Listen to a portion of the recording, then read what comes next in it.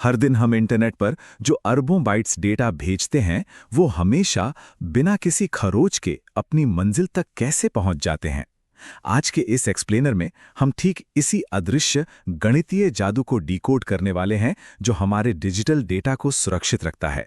तो चलिए बिना किसी देरी के शुरू करते हैं। जरा सोचिए, जब डेटा तारों और हवा के बीच से इस शोर शराबे वाले नेटवर्क से गुजरता है, तो नेटवर्क को आखिर पता कैसे चलता है कि रास्ते में कोई डेटा करप्ट हो गया है। जब कोई एक सिंगल बिट 1 से 0 में फ्लिप हो जाता है, तो उस डिजिटल अराजकता को पहचानने का क्या तरीका है? तो आज का हमारा रोड मैप कुछ ऐसा रहेगा। हम डेटा करप्शन की समस्या से शुरुआत करेंगे, एरर कंट्रोल के बेसिक समझेंगे, फिर सीआरसी और चेकसम के गणितीय उदाहरणों को बारीकी से डिकोड करेंगे और अंत में इनकी तुलना करेंगे। आगे बढ़ते हैं। कंप्यूटर साइंस की दुनिया में ये कॉन्सेप्ट्स इतने बुनियादी हैं कि ये भारत भर की यूनिवर्सिटी इंजीनियरिंग परीक्षाओं में पक्के तौर पर आते ही आते हैं। यहाँ इस एग्जाम पेपर को ही देख लीजिए। सीआरसी और चेकसम पर न्यूमेरिकल प्रश्न हमेशा पूछे जाते हैं, क्योंकि सच कहा जाए तो यही नेटवर्किंग की असली नींव है।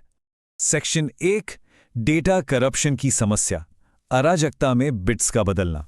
तो मूल समस्या क्या है? हमारा डेटा हमेशा किसी परफेक्ट आइडियल चैनल पर यात्रा नहीं करता। जब सिग्नल तारों या हवा के माध्यम से गुजरता है, तो शोर या इंटरफेरेंस के कारण कोई भी एक बिट फ्लिप हो सकता है। 1 बन सकता है 0 और 0 बन सकता है 1।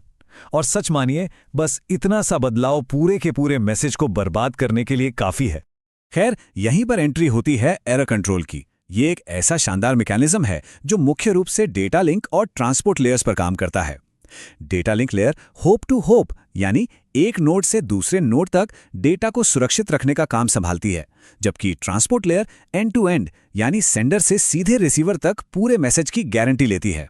सेक्शन 2, एरर कंट्रोल के मूल तत्व, रिडंडेंसी की ताकत। अब सवाल यह है कि यह काम कैसे करता है। एरर कंट्रोल का सबसे बड़ा और अचूक हथियार है रिडंडेंसी। इसे बिल्कुल एक डिजिटल लिफाफे पर लगी गणितीय मोम की मोहर की तरह समझिए। यहां देखिए, मूल संदेश, जिसे हम डेटा वर्ड कहते हैं, और सुरक्षित किए गए कोड वर्ड के बीच का फर्क बिल्कुल साफ है। सेंडर मुख्य डेटा के साथ कुछ एक्स्ट्रा रिडंडेंट बिट्स जोड़ देता है।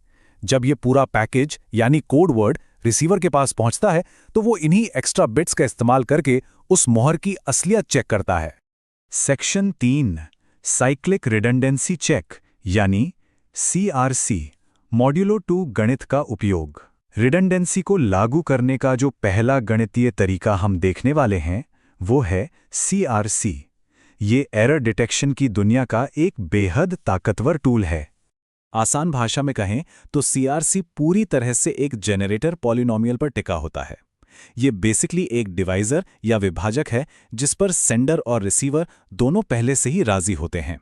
इस पूरी प्रक्रिया में मॉड्यूलो 2 डिवीजन यानी XOR ऑपरेशन का इस्तेमाल किया जाता है, ताकि एक खास रिमाइंडर या शेषफल निकाला जा सके।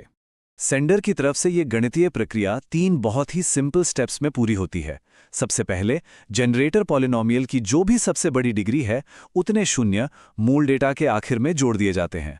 फिर उस पॉलिनोमियल से डेटा को भाग दिया जाता है, और लास्ट में जो रिमाइंडर बचता है ना, उसे उन शून्यों की जगह डेटा के अंत में चिपका दिया जाता है। अब यहाँ जो स्क्रीन पर दिख रहा है, वो इस एक्सप्लेनर का सबसे दिलचस्प गणितीय हिस्सा है, XOR की असली वर्किंग। ध्यान से देखिए, जब हम इस डेटा को हमारे डिवाइजर से भाग देते हैं, तो वर्टिकली XOR का एक बड़ा सीधा सा रूल फॉलो होता है। अगर ऊपर और नीचे वाले बिट्स सेम हैं, तो रिजल्ट 0 आएगा, और अगर बिट्स अलग अलग हैं, तो रिजल्ट 1 आएगा। बस इसे तब तक दोहराते जाना है जब तक फाइनल रिमाइंडर ना मिल जाए। फिर इसी रिमाइंडर को डेटा के साथ जोड़कर हमारा फाइनल कोड वर्ड तैयार हो जाता है। दूसरी तरफ रिसीवर बिल्कुल किसी क्लब के सख्त बाउंसर की तरह काम करता है। जब उसे वो कोड वर्ड मिलता है, तो वो उसे उसी सेम जनरेटर पॉलिनोमियल से दोबारा भाग देता है।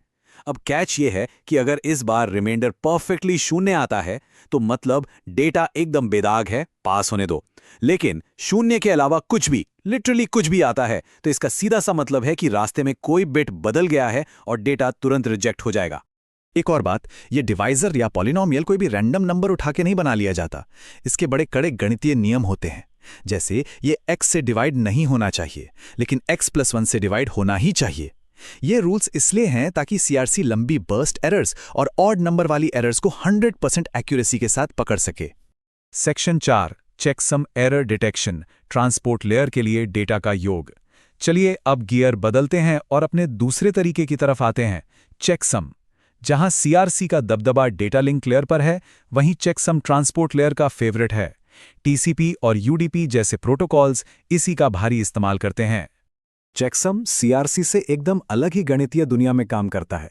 ये डिवीजन के बजाय एडिशन यानी जोड़ने पर निर्भर है। इसमें हम पूरे के पूरे डेटा को बराबर साइज के सेगमेंट्स में बांट देते हैं, जैसे 8 बिट या 16 बिट। फिर वंस कॉम्प्लीमेंट अरिथमेटिक का इस्तेमाल करते हैं, और हाँ, कई बार इसमें डेटा के साथ एक सूडो हेडर भी कैलकुलेट किया जाता है। सेंडर एंड पर इसका प्रोसेस बड़ा ही स्ट्रेट फॉरवर्ड है। पहले डेटा को बराबर टुकड़ों में बांटिए, फिर उन्हें आपस में बाइनरी एडिशन के जरिए जोड़ दीजिए। अगर जोड़ने पर कोई कैरी बिट यानी एक्स्ट्रा बिट ओवरफ्लो होती है, तो उसे फेंकना नहीं है, उसे वापस उसी सम में नीचे जोड़ देना है। और फाइनली सारे बिट्स को पलट दीजिए, यानी 0 को 1 और 1 को 0। ये जो टेबल है ना, ये इस चीज को एकदम शानदार तरीके से समझाती है। देखिए कैसे, जब हम इन दो 8 बिट सेगमेंट्स को जोड़ते हैं तो एक 9वीं कैरी बिट बाहर आ जाती है। अब जैसा कि हमने बात की थी, इसे वापस उसी सम के नीचे लाके जोड़ दिया जाता है। इसके बाद जो फाइनल टोटल आता है उसका हम वंस कॉम्प्लीमेंट लेते हैं, यानी सारे 0 बन गए 1 और 1 बन गए 0, और लीजिए हमारा चेकसम तैयार है। चेकसम की असली खूबसूरती उसकी सादगी है। रिसीवर एंड पर क्या होता है? रिसीवर सारे डेटा सेगमेंट्स को और साथ में उस चेकसम को सबको एक साथ जोड़ देता है और फिर उस पूरे टोटल का वंस कॉम्प्लीमेंट लेता है। अगर ट्रांसमिशन में कोई गड़बड़ नहीं हुई है तो इसका फाइनल रिजल्ट हमेशा बिना किसी अपवाद के सारे 0 ही आएगा। अगर एक सिंगल 1 भी दिखा तो समझ लीजिए डेटा करप्ट है और उसे रिजेक्ट कर दिया जाएगा। सेक्शन 5, एरर कंट्रोल विधियों की तुलना, सही उपकरण का चुनाव। अब जब हम दोनों मेथड्स को समझ चुके हैं तो आइए देखते हैं कि ये दोनों एक दूसरे के आमने सामने कैसे टिकते हैं। आखिर नेटवर्क तय कैसे करता है कि कब किसका इस्तेमाल करना है? तो तुलना कुछ ऐसी है। सीआरसी डिवीजन पर बेस्ड है, जिससे हार्डवेयर में इंप्लीमेंट करना सुपर फास्ट होता है। ये उन बड़ी बड़ी बर्स्ट एरर्स को पकड़ने में एकदम अचूक है। दूसरी तरफ चेकसम एडिशन पर चलता है और इसे सॉफ्टवेयर लेवल पर लागू करना बहुत आसान होता है। लेकिन इसमें एक कैच है। अगर दो अलग अलग सेगमेंट्स में बिट्स कुछ इस तरह से बदलें कि उनका टोटल सम वही रहे, तो चेकसम को बेवकूफ़ बनाया जा सकता है, जबकि सीआरसी के साथ ऐसा कर पाना लगभग नामुमकिन है। लेकिन यहां एक बहुत ही क्रूशल बात याद रखने वाली है। डिटेक्शन करेक्शन नहीं होता। बिल्कुल, सीआरसी और चेकसम ये दोनों बस इतना चिल्लाकर बता सकते हैं कि भाई लिफाफे की मोहर टूट गई है। ये उस टूटे हुए डेटा को जोड़कर ठीक नहीं कर सकते। जैसे ही कोई एरर पकड़ी जाती है, ये तुरंत एक ऑटोमेटिक रिपीट रिक्वेस्ट यानी ARQ भेज देते हैं, जिसका सीधा सा मतलब है कि सेंडर को वो पूरा का पूरा डेटा दोबारा भेजना पड़ेगा। अब जरा इस सवाल पर दिमाग लगाइए, क्या होगा अगर हमारे नेटवर्क में बहुत ज्यादा डिले है, जैसे स्पेस कम्युनिकेशन में होता है, जहां हम बार बार डेटा वापस मांगने का इंतजार कर ही नहीं सकते। ऐसी सिचुएशन में कोई नेटवर्क उड़ते हुए डेटा में उन एरर्स को करेक्ट कैसे कर सकता है? खैर, यहीं से फॉरवर्ड एरर करेक्शन और हैमिंग कोड जैसी शानदार चीजों की शुरुआत होती है।